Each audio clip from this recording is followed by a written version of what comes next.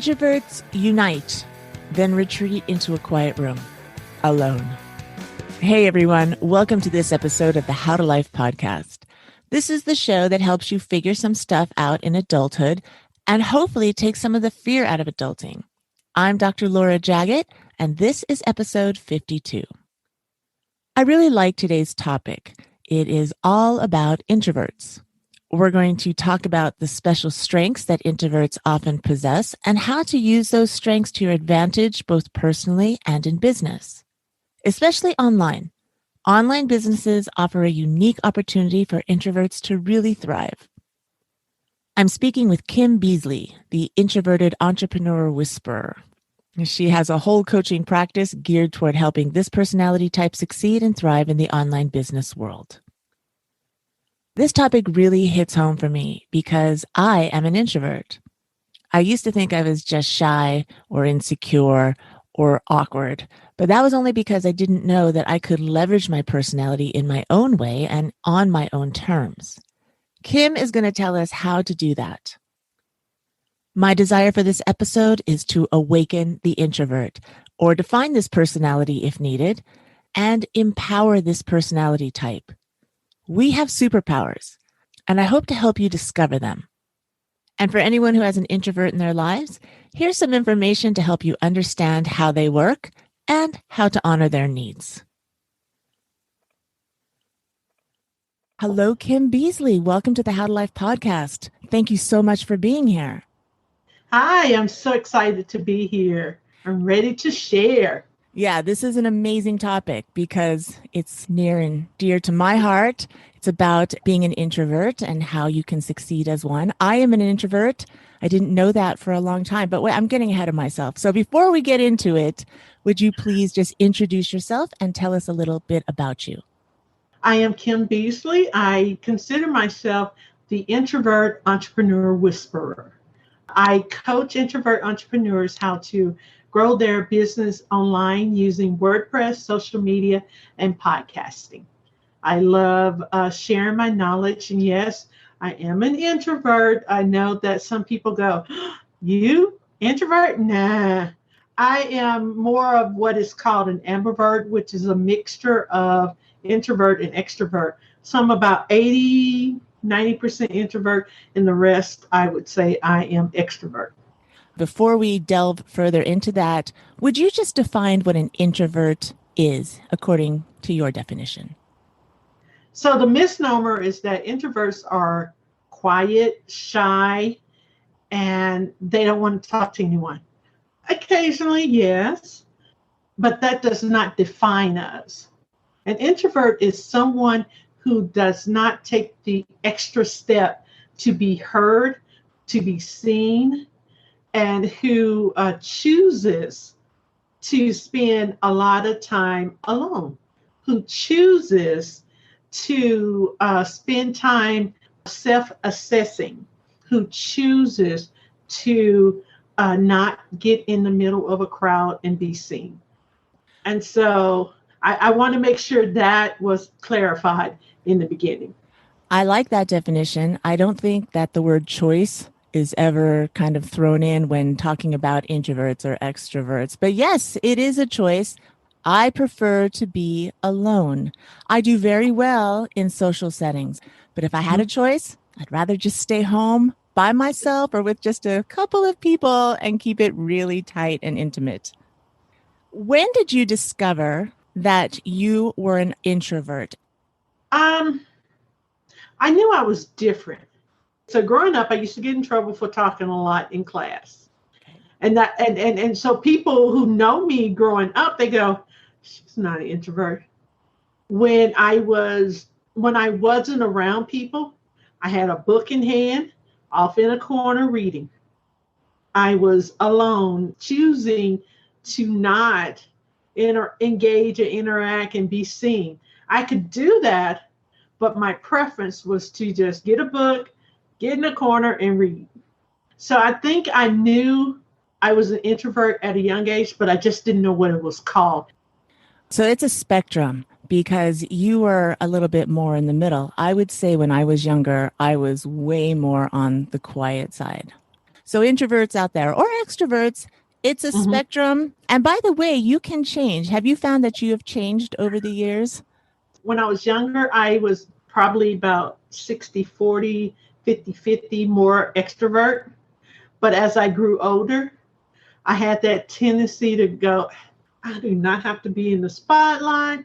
I do not have to be seen.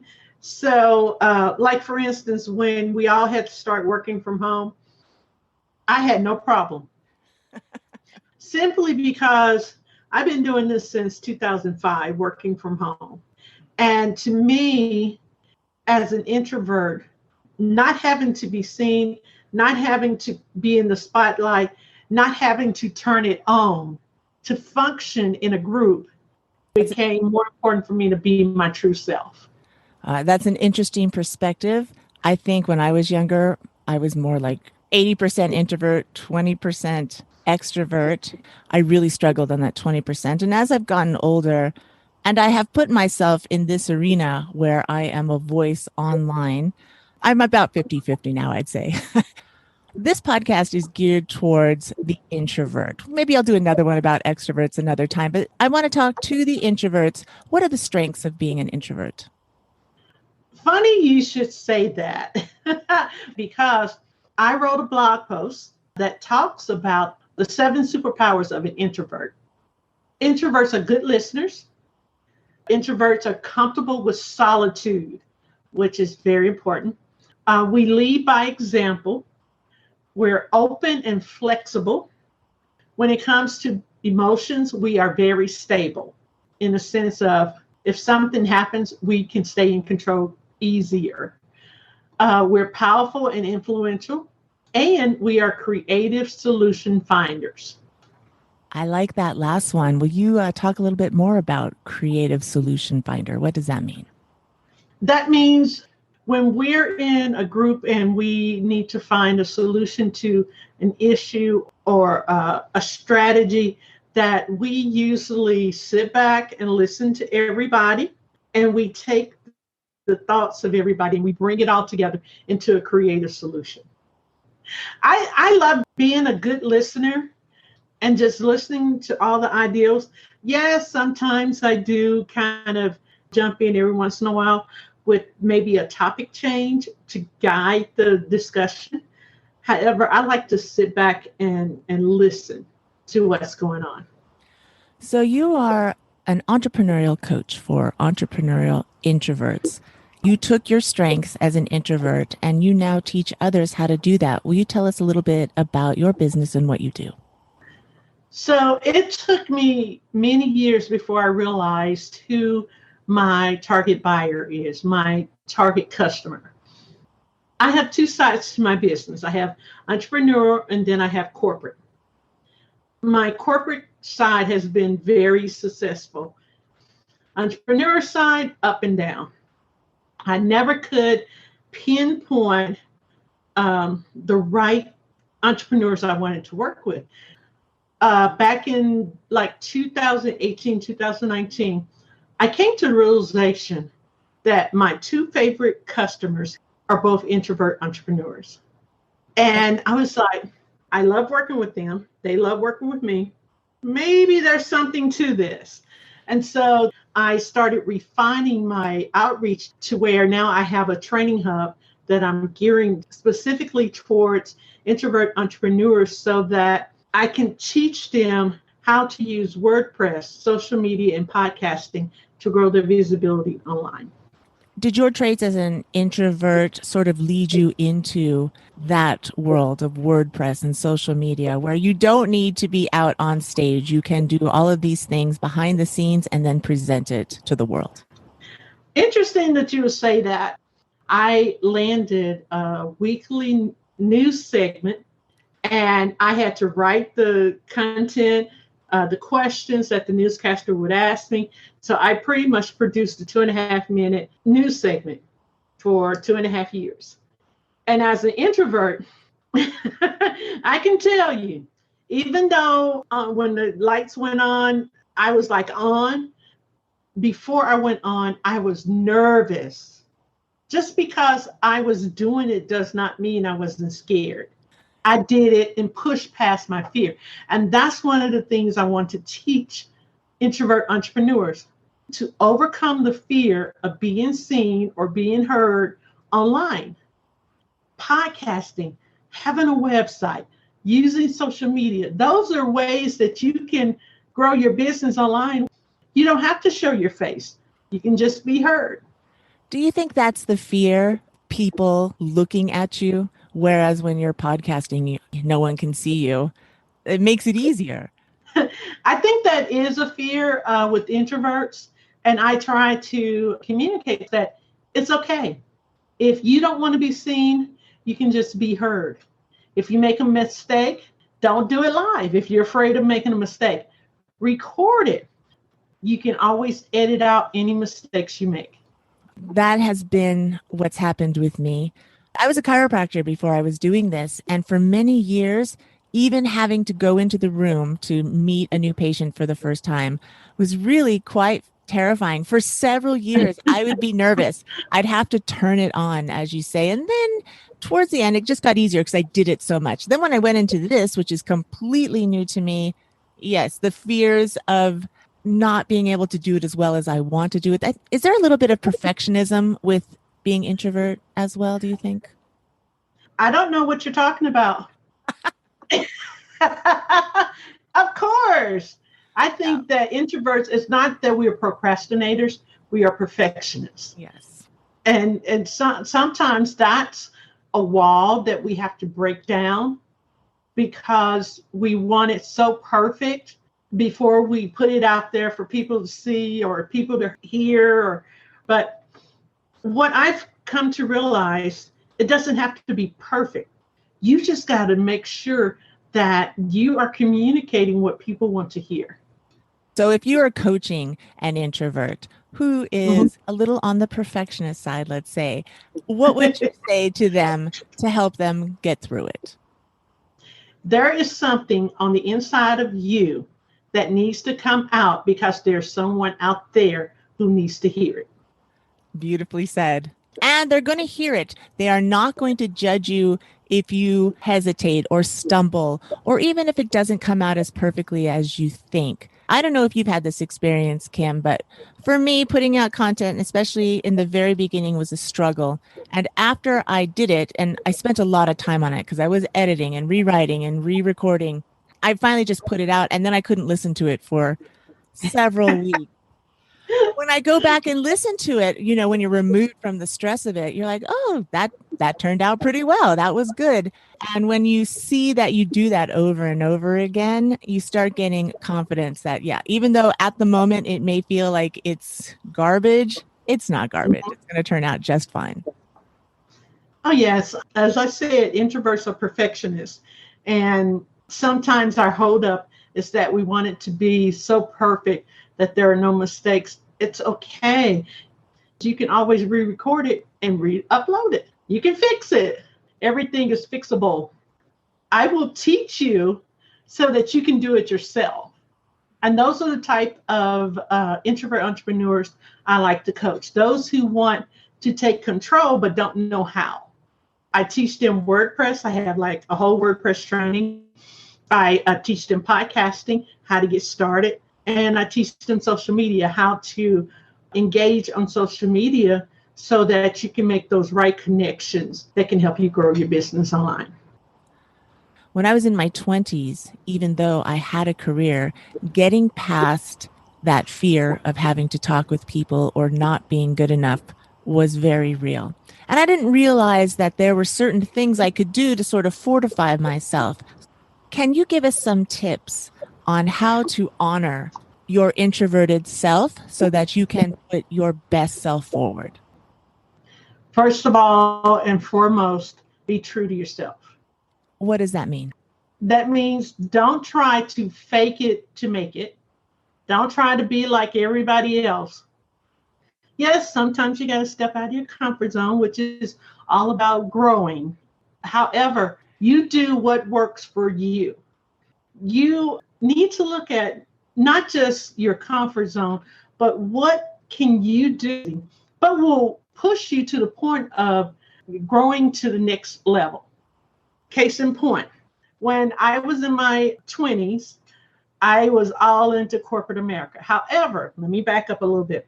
I took a test when I was in high school that said I would never, ever fit into a 9-to-5 job. But I was pressing in because everybody else was working 9 to 5. Everybody else had a corporate job or some kind of job they went to. And when I was in my 30s, I came to the realization I needed to be true to myself. And that meant striking out on my own. So I moved from corporate America, and I had a really good corporate job. What I came to realize as an introvert entrepreneur is that I'm different from other people, and I got to be true to myself. Around 2005, after I got my MBA in e-business, I took my thesis that I wrote for my MBA, and I converted that into the business that I'm still running to this day. Is there anything you do to recharge as an introvert? Because sometimes we get maxed out. Too much interaction, too much stimulation. What do you do to reset? I listen to my body. If my body tells me to go take a nap, I take a nap. If my body says, Kim, you're not working this weekend, or Kim, you're not going to start your day at 8 o'clock. You're going to start your day at 10 o'clock. I have all my customers trained to where they know, don't call Kim before 10 a.m. I have my friends trained, don't call Kim after 9 p.m. Because as an introvert, I had to set these boundaries. If we don't set those boundaries, the walls will start closing in and we'll start getting overwhelmed, frustrated. Take your me time. Take your me time. You have to know yourself before you can set those boundaries. So if you're new in life, if you're younger, start tuning into your body. Start tuning into your emotions. What's going on when you get flustered, and work around that. And introverts, if you need to go into your room and close the door, just tell your family that I love you, but I need a timeout, and enjoy it and recharge. Oh, yes. My family knows, and my clients know, Friday afternoon to Monday morning is Kim me time. So nothing gets done from Friday afternoon until Monday afternoon. I either take that time and recharge, where I'll do no work or whatever, or I'll take that time and work on my business. So it's a choice that you have to make to schedule time that allows you to recharge. Because if you're not recharging as an introvert, you are just harming yourself. Because introverts, that's our big thing. We have to recharge. We got to have that time where we're not around anybody, because if we don't, we will burn out. So true. This is great information, Kim, and I appreciate you giving us your insight and your experience as well. How can people find you? People can find me at kimbeasley.com. And I actually have a community that they can join free of charge, community.kimbeasley.com.